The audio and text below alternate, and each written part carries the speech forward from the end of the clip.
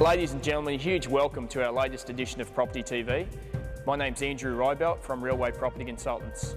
On today's program, I'm going to give you my personal thoughts on the current real estate climate in Australia, as well as the next 12 months ahead.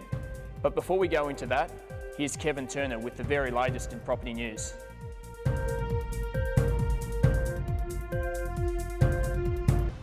Thank you. Well, the property market certainly got spooked recently when the federal government hinted that they might scrap negative gearing tax incentives. I agree that changes need to be made to the superannuation scheme to make it more progressive, and that the first home savers scheme maybe should be scrapped. But the federal government need to leave changes to negative gearing incentives off the table. The first home savers account scheme simply has not worked. It's too restrictive in how the funds can be used and doesn't account for the fact that it's hard for young people to save for a deposit and be expected to invest additional funds into a superannuation scheme at the same time. Young people's superannuation guarantee payments should be channelled into compulsory savings accounts to finance house deposits, because anything that encourages savings rather than spending right now is good for the Australian economy. A house is the single biggest purchase most of us will ever make in our lifetime. And if there's a way that we can make that easier for young Australians who want to do so, then I think it's a good thing. Thank you. Ladies and gentlemen, a recent trip to the United States has certainly consolidated my thoughts on the Australian property market.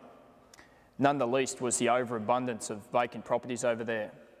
Now, there was many homes that were for sale 5 or 6 years ago for in the mid $150,000 to $200,000 bracket. They're now currently struggling to sell for between $45,000 and $55,000. Now, the huge vacuum that the mortgage stress has caused over there has created many of these problems. Now, fortunately in Australia we don't have these because our banking sector is very solid. On my return, our company had sold in excess of 15 properties for the month, and the activity from the first home buyers as well as the investors was definitely a good sign. I believe many people who are sitting on the sidelines will actively get into the market. Now, I'm not expecting any massive surge in property prices in the near future, but in my opinion, at the moment, it's a ripe time to purchase. I think we've probably got an opening of somewhere between 6 months, potentially 12, before there is a move in the market. So if any of your friends or family is looking at purchasing in Queensland or in the Redclife and Bayside area in particular, I really believe now is the time. I haven't seen property prices more affordable for a very long time.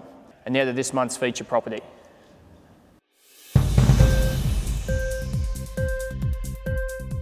Situated on a corner block in Rothwell, surrounded by quality homes, this jewel in the crown is worth coming to see.